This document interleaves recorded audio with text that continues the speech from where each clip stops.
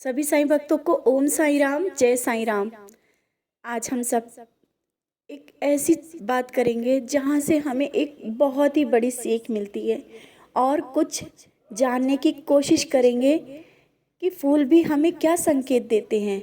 हमारे घर में जब हम बाबा को फूल चढ़ाते हैं या फूल समर्पित करते हैं तो वो फूल भी हमें बहुत कुछ संकेत देते हैं, हमारे जीवन के बारे में, हमारी पूजा के बारे में और भी लाइफ से जुड़े बहुत से संकेत देते हैं। शायद हम लोग समझ नहीं पाते। हम बाबा को फूल चढ़ाते हैं, चढ़ाने के बाद फिर हम भूल जाते हैं। और कभी कभी तो ऐसा आप सबने महसूस भी किया होगा कि आपने फूल चढ़ाया और चढ़ाने के बाद वो और खिला खिला दिख रहा है, आपको वो फूल मुरझाते हुए ही नहीं दिखता है। शायद सोच रहती है कि अरे हमने बाबा के पास ये फूल चढ़ाया था और ये मुरझाया हुआ क्यों नहीं दिख रहा है, ये तो बिल्कुल फ्रेश दिख रहा है। अक्सर सबके घर में हो जाता है, कभी कभी, डेली नहीं तो कभी कभी अक्सर ही होता है कि हम भगवान के पास जो फूल चढ़ाते हैं वो वैसे ही ताज़े मिलते हैं। तो ये भी हमें बहुत संकेत देते हैं जब हम फूल चढ़ाएं और हमारे घर के फूल जब ताज़े हरे वैसे ही फ्रेश देखिए, एक दिन पूरा हो जाता है, रात हो जाती है, फिर दूसरा दिन हो जाता है, फूल बिल्कुल वैसा का वैसा ही रहता है। ऐसा ही एक एक्सपीरियंस भी कुछ दिन पहले ही आया था कि एक बच्ची थी, वो बोल रही थी कि दीदी हमने बाबा को ऐसा ही फूल चढ़ा दिया था जो कि हम ऐसा तोड़ के लाए थे, और वो मेरा फूल दूसरे दिन तक के वैसे ही खिला रहा, ऐसा लगा कि वो डाल में लगा हुआ है, इतना खिला रहा, जरा सा भी मुरझाया नहीं। तो उस समय हमारे सबके मन में एक प्रश्न उठता है कि ऐसा कैसे कि फूल टूट भी गया, डाल डाल से टूटा हुआ फूल बाबा के पास समर्पित किया, फिर भी हरा भरा है, उसकी मुस्कुराहट वैसे ही है। तो आज आप इसी बारे में बात करेंगे और बताना चाहेंगे कि जब आपने फूल चढ़ाया और चढ़ाने के बाद वो फूल मुरझाया नहीं, वो फूल वैसा ही हरा भरा रहा। जिस दिन आपके घर में ऐसा होता है ना, आप ये समझना आपके घर में बहुत ही ज़्यादा पॉजिटिविटी है। बाबा ने स्वयं दर्शन दिए हैं, बाबा का आशीर्वाद है और वो फूल वैसा ही मुस्कुरा रहा है, वैसा ही खिला हुआ है। आप सबके जीवन में बहुत सारी खुशियाँ आने वाली हैं। जिस तरह फूल नहीं मुरझाया तो आप सबके जीवन में बहुत सारी खुशियाँ आने वाली हैं। बाबा संकेत देते हैं, मैं यहाँ पर बैठा हूँ। बाबा स्वयं आपके घर में विराजित होते हैं, स्वयं आपके घर में होते हैं और बाबा संकेत दे रहे होते हैं कि मैं जिस तरह से ये फूल मुरझा रहा है, तुम्हारा जीवन भी ऐसे ही मुस्कुराएगा। फूल भी हमें और भी बहुत से संकेत देते हैं, जैसे कि हम अपने घर में बाबा को फूल चढ़ाते हैं, फूल जिस तरह से खिला हुआ रहता है ना, जब उसको देखते हैं तो हम लोगों को बहुत ही पॉजिटिविटी आती है। कैसा लगता है, अरे कितना खिला हुआ है। तो बाबा ये समझाना चाहते हैं फूल के माध्यम से।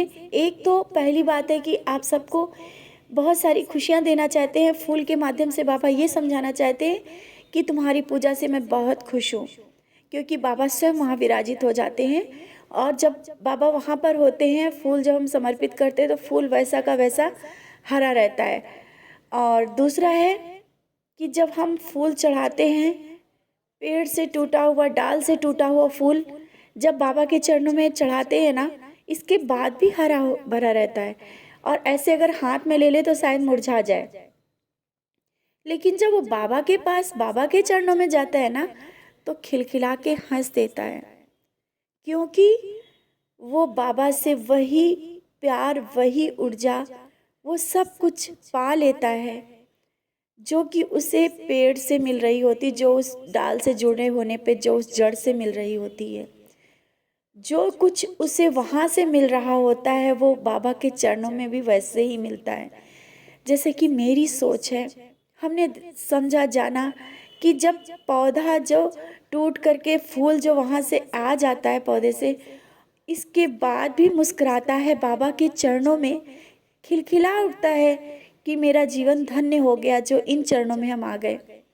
और वो बाबा का प्यार पाके टूटने के बाद भी नहीं मुरझाता है। मतलब आप समझ सकते हो ना कि वो टूट के भी नहीं मुरझाता है। तो हम लोग बाबा के चरणों में जब बैठ जाते हैं तो हम लोगों को निराश होने की ज़रूरत है ही नहीं। उसी फूल की तरह अपना जीवन बना लें और मुस्कुराते रहें, क्योंकि फूल भी हमें संकेत दे रहा होता है कि तुम्हारा भी जीवन इसी फूल की तरह, हमारी तरह खिलखिलाते हुए रहना चाहिए, क्योंकि हम सब बाबा के चरणों में समर्पित हैं। जब हम बाबा के बच्चे हैं तो हमें परेशान होने की ज़रूरत है ही नहीं। भले ही टूट कर गिर जाए, बाबा के चरणों में आके तो गिरे हैं ना, तो बाबा के चरणों में आकर गिरे हैं तो जरूर हमें जरूर वहाँ से कोई ना कोई रास्ता मिलेगा, हमें राहत मिलेगी, हमें वो ममता मिलेगी, हमें वो प्यार मिलेगा, शायद मिल भी रहा है।